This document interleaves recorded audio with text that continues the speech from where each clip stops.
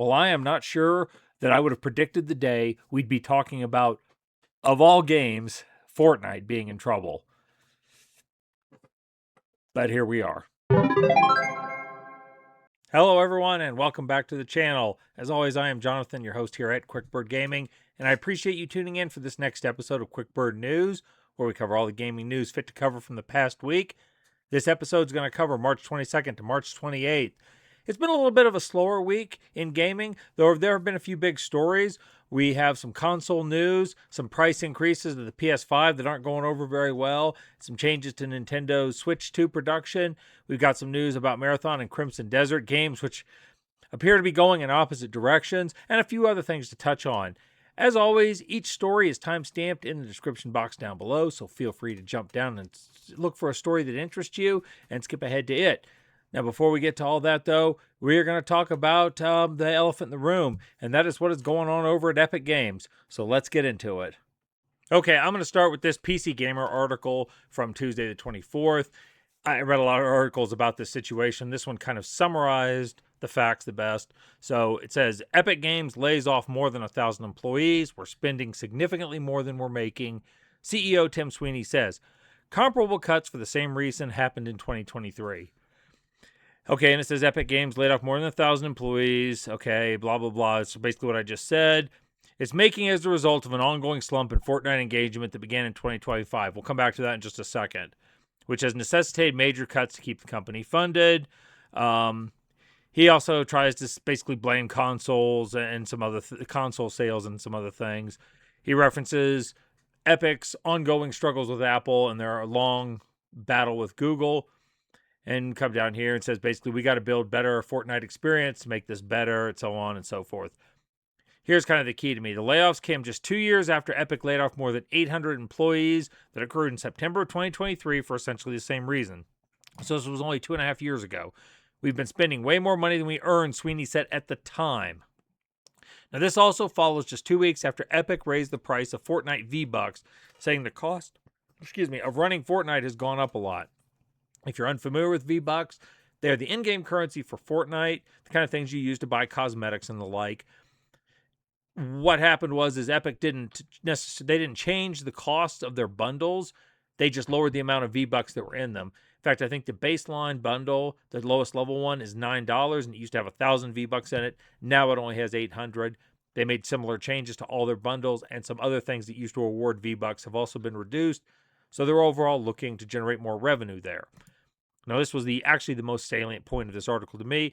Epic told PC Gamer that following the layoffs, it will have just over 4,000 employees remaining. Basic math tells me that they just laid off 20% of their company, and that is freaking enormous for a company the size of Epic with a game the likes of Fortnite. And Fortnite has kind of long been one considered the unstoppable pillars of the AAA gaming industry that's been generating revenue for years, almost without fail, and just seemed to be kind of a constant, especially in the live service space where games are coming and going, they're coming up and they're failing. Everybody was looking for their own Fortnite. And now Fortnite is in trouble too. And this boggles my mind. We're spending significantly more than we're making. I couldn't find a good source directly from Epic. In fact, I looked all over the internet looking for this, and every other article I saw talking about this referenced this same data from Statista that said the gross revenue generated by Epic Games worldwide from 2018 to 2026 in 2025, $6.01 billion for Epic. That's not just Fortnite, but across the board. They generated $6 billion in revenue, but they're spending more than they're making. How in the hell is that possible? I mean, you have to have an enormous expenditure on outgoing to match that. That is crazy to me. Come over to this IGN article here from Thursday the 26th. They touch on a few potential things. They say fewer people playing Fortnite is just one of Epic's many problems, analysts say. I'm not going to read all the way through this article because it's very long, but I'll just kind of summarize some things they talk about in it. I'll also link it in the description box if you want to read the whole thing. They talk about Fortnite's ongoing drop in player count. In fact, if you search for Fortnite's monthly active user players, you can see since last year they've been getting less and less engagement each month. The Chapter 7 release that just came out a month ago, a few weeks ago, I believe had some problems, was not well received. So there's that. So obviously there's less people spending money. You have the ongoing global economic situation, which works in two ways. For one, everything on Epic's end is getting more expensive to maintain. It's getting hard. They have to pay their employees. They have to maintain all their infrastructure and their server architecture and so on. On the other half of that is the customer does not have as much money to put towards buying V-Bucks as they might have a year or two ago, or 5 ago for sure. So that hits them both ways. This article also cites, obviously, that they were involved in a very lengthy legal struggle against Google over putting Fortnite app on the Google Store, and a similar one, which is still ongoing against Apple on the iStore. You're taking on two of the biggest tech firms, literally two of the biggest firms on corporations on the planet of any type. That's going to be pricey. This article also doesn't mention this, but I have to believe that the Epic Games Store has been a net drain for them. Tens, if not hundreds of $1 million have been spent on this project, which is not yielding the money they put into it. You think about how many giveaways and how many exclusives they paid for over the years, that they and their revenue is just creeping up rather than flying up. Their monthly net users are not translating to a similar increase in sales. So they have a whole lot going on, and the fact is I think it's all starting to catch up to them. They brought in $6 billion last year, and they spent more than that, and that's just not sustainable. Now, naturally, this news of the layoffs has sent a lot of people into a tizzy, both as consumers and as professionals in the industry, as illustrated by this PC Gamer article from Thursday the 26th. Valve veteran slams Tim Sweeney and Epic Games for laying off 1,000 people while making as much money as possible. And hey, Tim, Gabe's better at it than you. With, of course, a picture of Gabe out by his yacht. Former Valve writer Chet Faliszek, who left the company in 2017, whose credits include Half-Life 2, Portal, Team Fortress 2, Left 4 Dead, Counter-Strike, has taken aim at Epic over the latest round of layoffs. Can someone explain to me, begins Faliszek on TikTok, why anybody who works at Epic should work hard? Because Epic just laid off 1,000 people and it's shutting down stuff. And he just goes on a tear. I mean, it's pretty, I don't know if I agree with everything because it's very Steam centric. And while I like Steam, I don't think it's a perfect company. But this guy Faliszek really goes off on this rant, and it's pretty funny. So you check it out. I'll link the video. It's about 7 minutes in the description box, so you can check that out. But he says stuff like, and so Tim has gone from making games to making one game, spending all his time doing that and trying to make as much money as possible. And I guess, well, hey, Tim, Gabe's better than that than you. I don't know what to tell you, man, because you stopped caring about making things.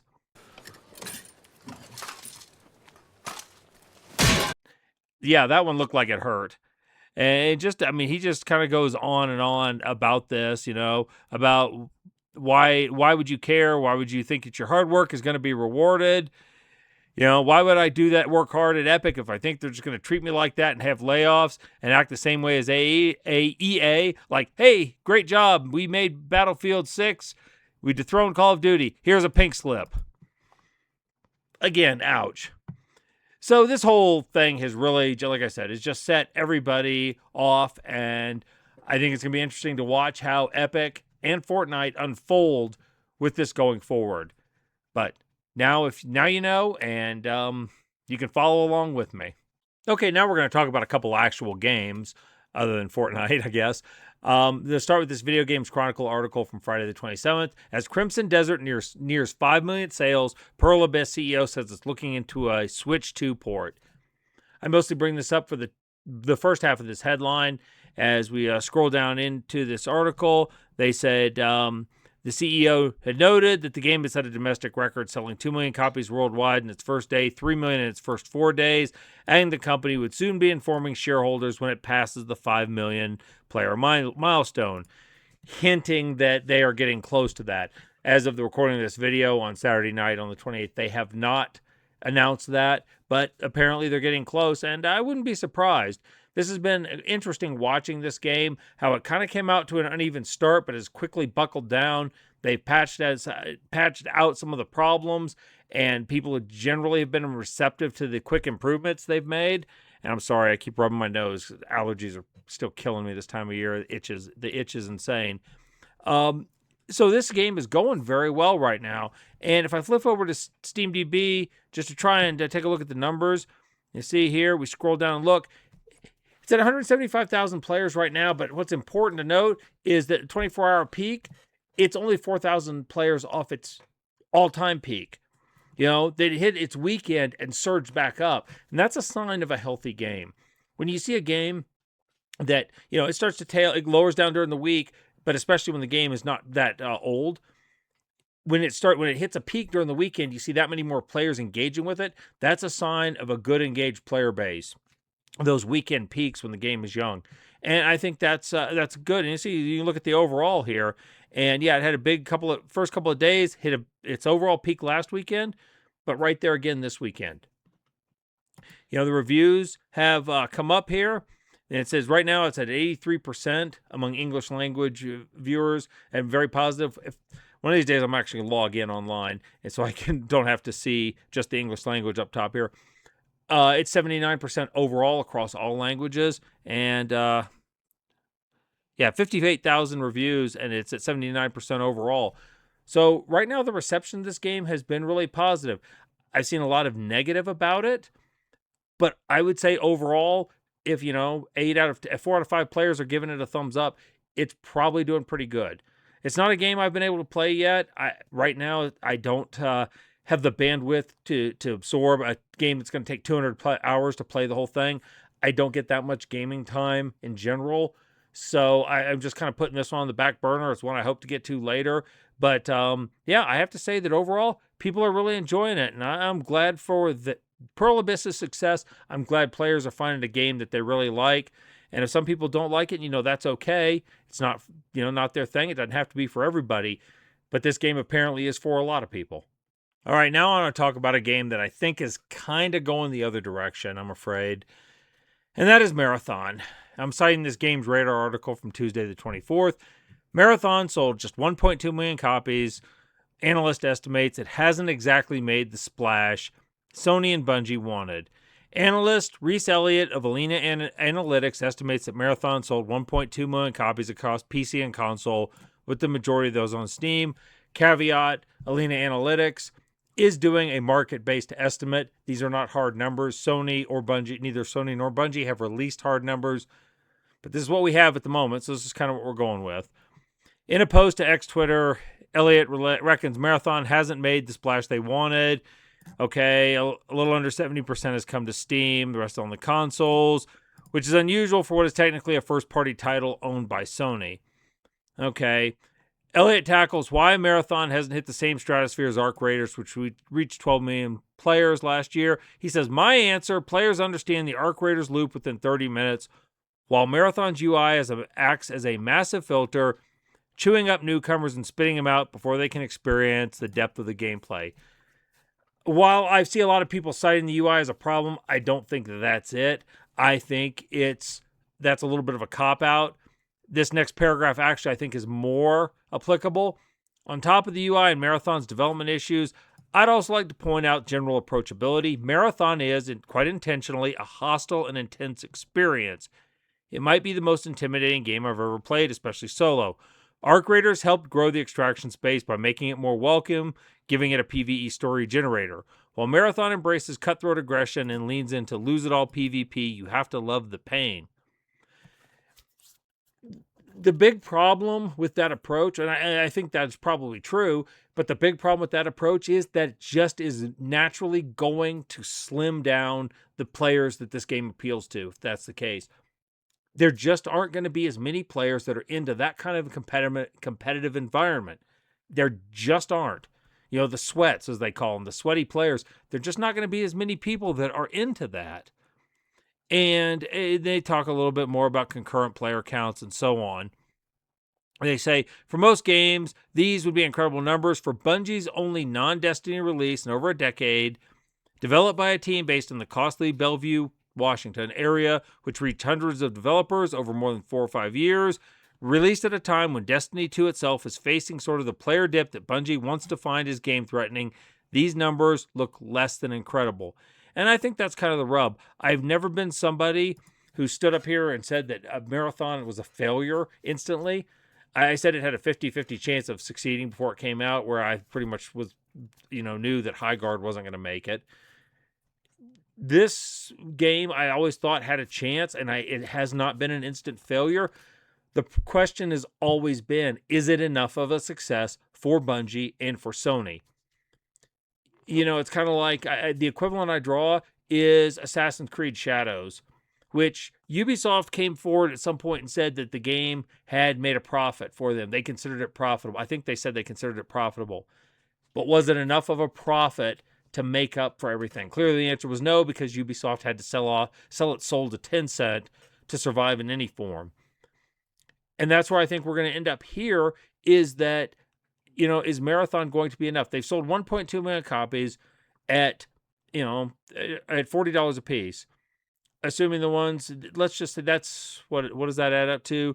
$48 million. Let's assume $40 million because they had to pay for storefront fees on Steam and so on. Is $40 million going to replace the dev train on this? Even if they say $50 million because of cosmetics and stuff, that's $60 million that they spent on cosmetics and so on. Is that going to be worth it for them? That's always been the question, whether it succeeds or not. I'll hop over to the Steam DB and you can look right now, and you can see that it's still maintaining a solid mid-tier 5-figure count, and it is still okay. That's a Friday, and then here is a Sunday. It peaked again, and then it peaked on a Saturday, and then it's gone back up. A few thousand players peak on this weekend. So it is hitting those weekend peaks, but they're just going lower and lower. And I just wonder if when they have, it says in the article, they said they have about 300 to 400,000 concurrent players daily. Is that going to be enough in terms of cosmetics and stuff to keep this game afloat with the amount of money that's been put into it, and with having to take it out, 3-5 years into the future? I don't know. And so, I unfortunately, you look at a game like Crimson Desert, where we just talked about it, where you buy it once and it's done. They sold it for $60 over, for Pearl Abyss. If they hit 5 million copies, that's 300 million minus storefront fees. It's probably in the 250 million range that they made right there. They've probably made their money back on it. Marathon? I don't know. And I don't suspect we'll know until Sony or Bungie says something. So stay tuned. Next up, I want to talk about a couple of hardware issues. I'm going to start with this article from gamesindustry.biz from Friday the 27th. Sony announces global price rises for PS5 consoles for starting on April 2nd, 2026. And I picked this article because it's laying out all the price increases pretty easy to read. They've announced global price rising due to continued pressures on the economic landscape. Read that as cost of business and the cost of components, RAM, storage, and so on going up. It is unclear if the Japan-only version of the digital PS5, which currently retails at 55,000 yen, will be affected. We found this was a necessary step to continue delivering high quality, blah, blah, blah, blah, blah. Here are the price changes. To start with the US, the PS5 is going up $100 from $550 to $650. The digital edition from $500 to $600. PS5 Pro $750 to $900. $150 increase. And you can see here in the UK, Europe, and Japan, similar scale price increases. And this is following last April, Sony increased the price of the PS5 in Europe, UK, Australia, and New Zealand. And last month, reports suggested Sony is considering delaying the rollout of its next-gen console. Means the PS6 may launch in 28 or 29, and so on and so forth. So this is pretty significant. The fact that these consoles, the PS5 is now, we're looking at $900 starting on April 2nd. That is 4 days after the posting of this video. So if you're watching this now before April 2nd, and you want to get in before it raises, you better do it quickly, because otherwise the prices are going to jack right up. And it makes me wonder what they're doing. I've always thought, as I understood the economic strategy of the console markets, the idea was that they were supposed to kind of take a loss, or at least, break even roughly on the hardware itself. They were going to make back the money on the peripherals and on the games. And this doesn't even cover this, but also the peripherals for the PlayStations are also increasing too. All of the other things that go along with it. I think controllers were also going up, as I remember correctly. And does it say down here? I don't think it said.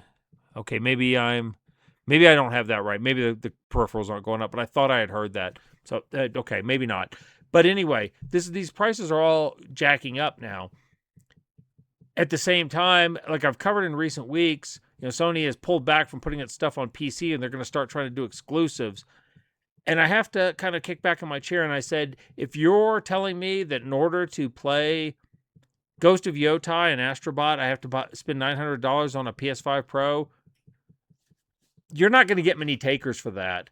Yeah, if they don't start producing good quality first party games that are exclusive to the platform, I don't think they're going to get. I think this is just going to drive down their customer base even more.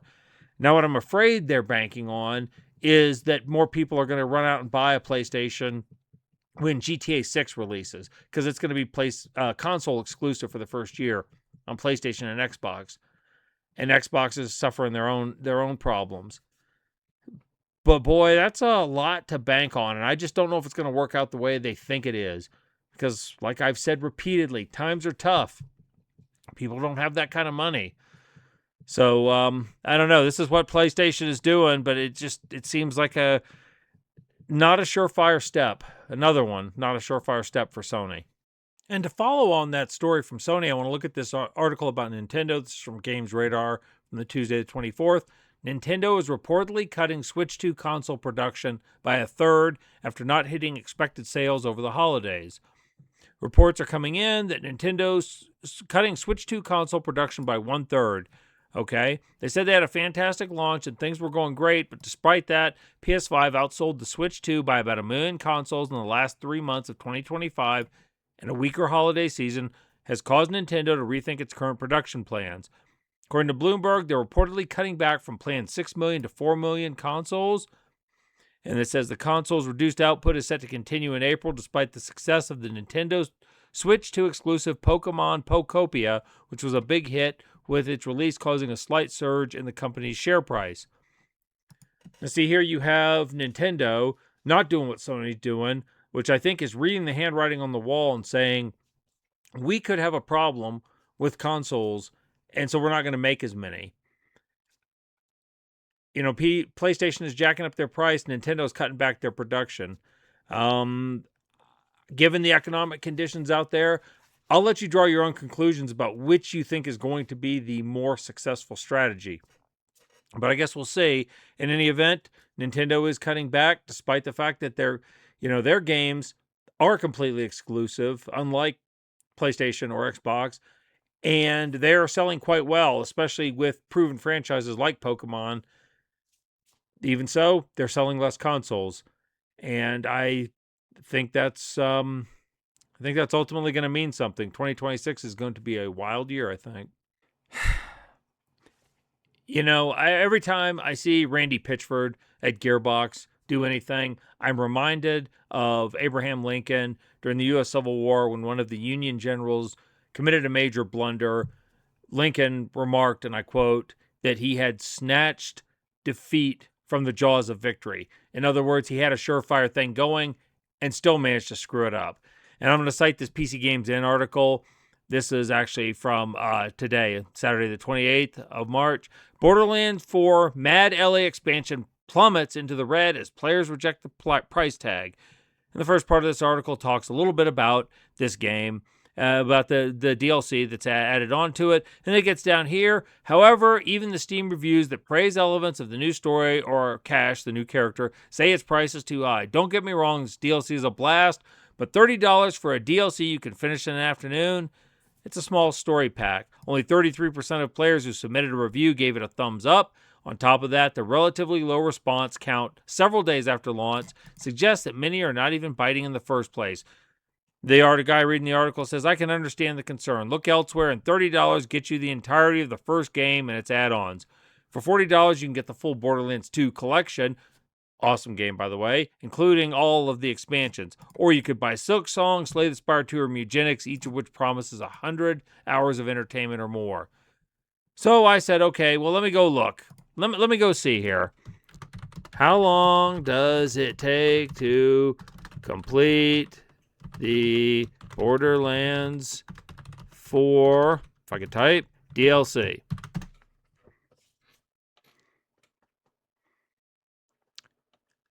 Can be approximately finished in 2.5 to 5 to 4 hours. $30. $30. Come on now, dog. Come on, man. Randy Pitchford, don't ever change, man. If nothing else, you're giving me tons of content. All right, I'm going to finish with 2 more positive stories. I'm going to start with this this is Insider Gaming. Sorry. This Insider Gaming article from Friday the 27th. Major Legend of Zelda remake coming this year, it's claimed. And people go, ooh, what does that mean? At least that's according to known Nintendo insider Nate the Hate. In his latest podcast, Nate spoke about what he heard regarding Nintendo's upcoming plans for Switch 2. And he said a major remake is coming to the platform. Which game, you ask? Legend of Zelda Ocarina of Time, he claims. And he says, there was another anniversary this year of Legend of Zelda. What I can share with you today is that in the second half of 2026, approaching the holidays, we're going to receive an Ocarina of Time remake for the Switch 2. And he specifically says remake, not remaster. It's leaked information. Who knows what we do with that? And obviously, you're going to need to have a Switch 2 to play it when it comes out. But I know that Ocarina of Time is widely considered to be one of the best video games ever made, and it has a very, very loyal fan base. A lot of people have really loved this game, and will be interested in that. So it'll be interesting to see. I expect we'll see a Nintendo Direct sometime this summer, and if there's going to be an announcement, it'll probably be then. So we'll stay tuned. But anyway, a remake of that game would be really interesting. Finally, I just want to touch on this Eurogamer article from Thursday the 26th. Slay the Spire 2 has already earned more than Hollow Knight, Silksong, and Hades 2 on Steam, apparently.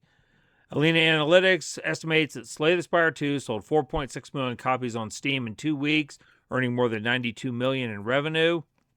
That revenue is apparently more than Hades 2 and Silksong have earned in their entire lifetimes on Steam, both with an estimated earnings of $83 million. None of these sales are official yet, but Slay the Spire 2 has sold quite well. It's still racking in 400,000 players on a daily basis over on Steam, concurrent player count, doing quite well.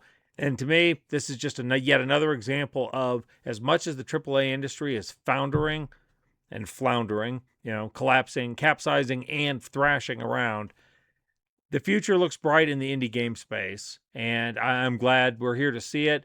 So we're always going to have options for good games as long as they keep going. So good on Slay the Spire 2, and maybe we see many more just like it. All right, everyone, I'm going to leave this episode here. As always, I appreciate you tuning in for this episode of Quick Bird News. If you are enjoying this content, please consider leaving a like on the video or share it to your friends, anybody who might be interested. Hit the bell for notifications to know when I post up a new video. Drop a comment down below and let me know what you think of the stuff I covered. If I missed a major news story, I appreciate knowing that. That helps me know what to cover. If you disagreed with anything I said or agreed, if you think Fortnite's doing just fine, let me know down below. We'll chat it out. And if you are truly enjoying this content, please consider subscribing to the channel. It only takes one click. It helps me out a whole bunch. All right, folks, I will be back next week with more Quick Bird News. I just keep waiting for the next crazy thing to happen. This industry, with cost and the AAA studios, it's just crazy every week. But we'll get through it together. So hang in there. I will see you next week. Until then, you all go out there, live your best lives, and y'all stay gaming.